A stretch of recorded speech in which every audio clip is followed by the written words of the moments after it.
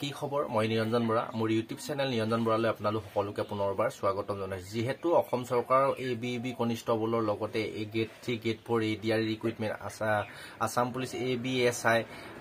ইউবিএসআই তাৰ উপৰিও আপোনালোকৰ আসাম পুলিচৰ যিখিনি গেট 4 লেভেলৰ পোষ্ট আছিল তাৰ ফাইনেল ৰিজাল্ট কেতিয়া দিব আৰু আসাম পুলিচৰ আন্ডাৰ ড্ৰাইভাৰৰ 600 প্লাস পোষ্ট যি আছিল তাৰ স্কিল টেষ্ট কেতিয়া হ'ব এডমিট কাৰ্ড কেতিয়া আপোনালোকে ডাউনলোড কৰিব পাৰিব তাৰ পৰা যিটো নন টেকনিক্যাল অসম চৰকাৰৰ মেডিকেল বিভাগৰ চাকৰি আছিল তাৰ আপোনালোকৰ কেতিয়া এক্সাম যেহেতু পোষ্টপন কৰিলে আগত মই এটা ভিডিঅ' বনাইছো কিন্তু এইটো ভিডিঅ'ত গোটেইখিনি কভাৰ কৰিম আপোনালোকে এডমিট কাৰ্ড কেতিয়া আহিব এবিইবি কনিষ্টবলৰ কাট অফ লিষ্ট কেতিয়া মাৰিব এডমিট কাৰ্ড কোন তাৰিখৰ পৰা কোন তাৰিখলৈকে ডাউনলোড কৰিব পাৰিব আৰু এসআই আপোনালোকে এডমিট কাৰ্ড কেতিয়া আহিব এসআই যেহেতু বিভিন্ন বিভাগৰ পোষ্টখিনি এক্সাম ইতিমধ্যে অনুষ্ঠিত হৈ গ'ল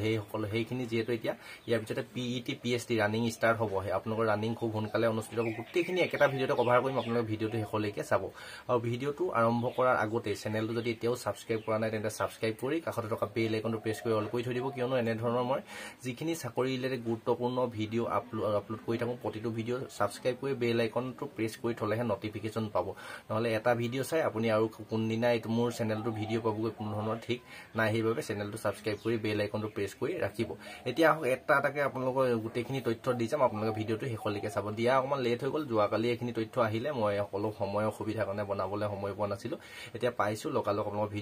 ভিডিঅ'টো বনাই দিছো প্ৰথম এটাকে শুনি ল'ব আপোনালোকৰ আসাম পুলিচ এবিইবি কনিষ্টবলৰ যেটো ফিজিক্যাল টেষ্টসমূহ হৈ গ'ল এতিয়া কাট অফ লিষ্টৰ কাৰণে আপোনালোক অপেক্ষা কৰি আছে আসাম পুলিচৰ এবিইবি কাট অফ লিষ্টটো আহিব এই মাহৰে 12 মাৰ্চ তাৰিখে আপোনালোকৰ 12 মাৰ্চ তাৰিখে 2025 ৰ কাট অফটো আহিব আৰু তাৰ পিছতে যিখন এডমিট কাৰ্ড আহিব এডমিট কাৰ্ডখন আপোনালোকে ডাউনলোড কৰিব পাৰিব 17 মাৰ্চ তাৰিখে আপোনালোকৰ যদি কাট অফ লিষ্টত আপোনাৰ নাম্বাৰটো যদি কাট অফত ঢুকি পায়গে যদি পাস কৰে ফিজিক্যাল টেষ্টটো তেতিয়া আপুনি এক্সাম দিবলৈ পালে আপোনালোকে 17 মাৰ্চ তাৰিখে এডমিট কাৰ্ডখন ডাউনলোড কৰিব পাৰিব আৰু এটা পোষ্টৰ এগেইনষ্ট আসাম পুলিচৰ গম পায় 5টাকে মাতে আপোনালোকে এক্সাম দিবলৈ সেই 5টাৰ ভিতৰত যদি আপোনাৰ ফিজিক্যাল টেষ্টৰ নাম্বাৰটো ঢুকি পায়গে যদি আপোনালোকে কোৱালিফাই হ'ব পাৰে যিকোনো এটা পোষ্টত এবিইবি কনিষ্টবলত তেন্তে আপুনি 17 মাৰ্চ তাৰিখে এডমিট কাৰ্ডখন ডাউনলোড কৰিব পাৰিব তাৰ পিছত ইয়াৰ এবিইবি এক্সামটো অনুষ্ঠিত হ'ব আপোনালোকক মই আগত বহুত দিনৰ আগতে ভিডিঅ' বনাইছিলো আপোনালোকে যদি কন্টিনিউ ভিডিঅ'খিনি চাই আছে নিশ্চয় মনত আছে 23 মাৰ্চ তাৰিখে আপোনালোকৰ এবিইবি কনিষ্টবলৰ এক্সাম অনুষ্ঠিত হ'ব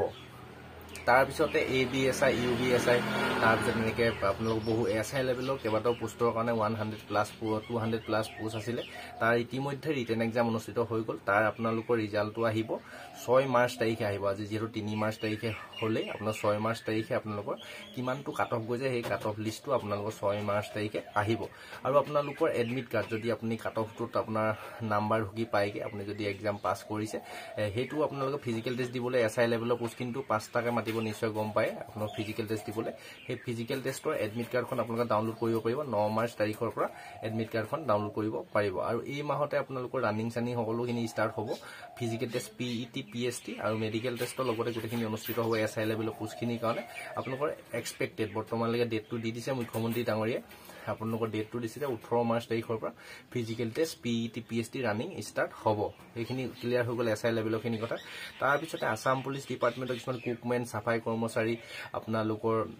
বাৰ টেইলাৰ ইত্যাদি পোষ্টৰ কাৰণে যেহেতু টিপিটি বৰ্তমানো হয়তো আপোনাৰ টেট প্ৰফেচনেল টেষ্ট চলি আছে পিএছটি আৰু টিপিটি তাত কোনো ধৰণৰ এক্সট্ৰা ৰানিং চানিং নহয় আৰু কোনো ধৰণৰ যেহেতু এক্সাম নহয় যদি আপোনালোকে টিপিটি টেট প্ৰফেচনেল টেষ্ট যদি দি আহিলে আপোনালোকৰ যদি প্ৰতিটো টেটৰ যদি সাৰ্টিফিকেট আছিলে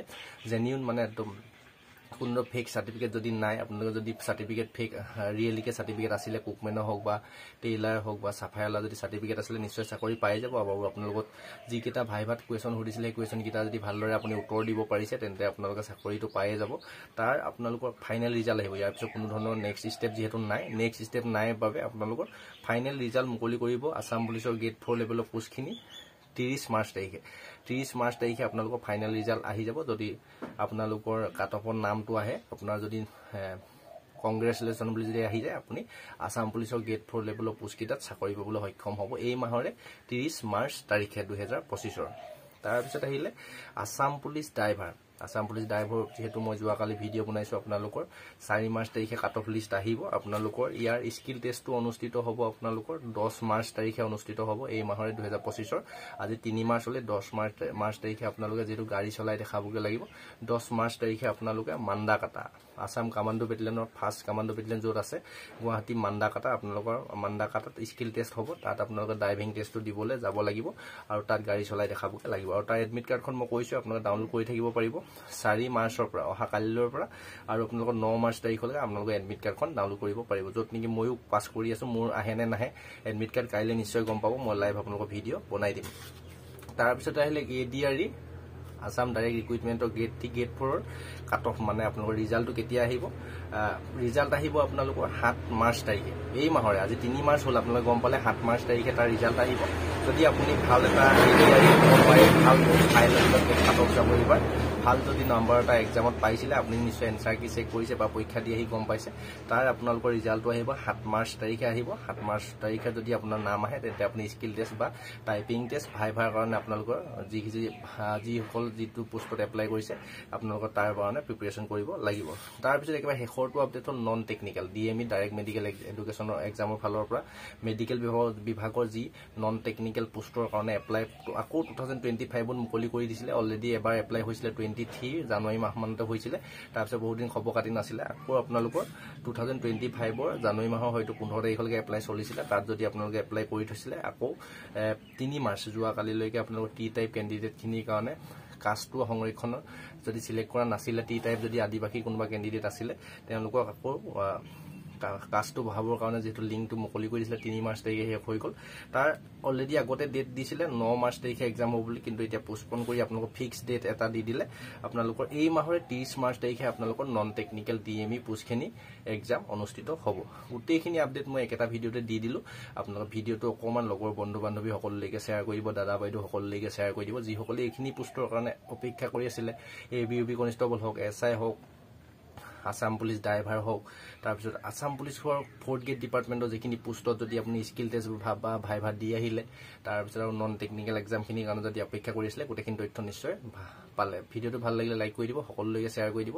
ডেছক্ৰিপশ্যনতে টেলিগ্ৰাম চেনেলৰ লিংকটো দি দিছো টেলিগ্ৰাম চেনেলটো ছাবস্ক্ৰাইব কৰি ল'ব ইনষ্টা আইডিটো ফ'ল' কৰি ৰাখিব নেক্সট আকৌ এটা অতি গুৰুত্বপূৰ্ণ ভিডিঅ' সৈতে আপোনালোকৰ লগ পোৱাৰ প্ৰতিশ্ৰুতিয়ে আজি এই ভিডিঅ'টোৰ পৰা ইমানতে বিদায় লৈছো ধন্যবাদ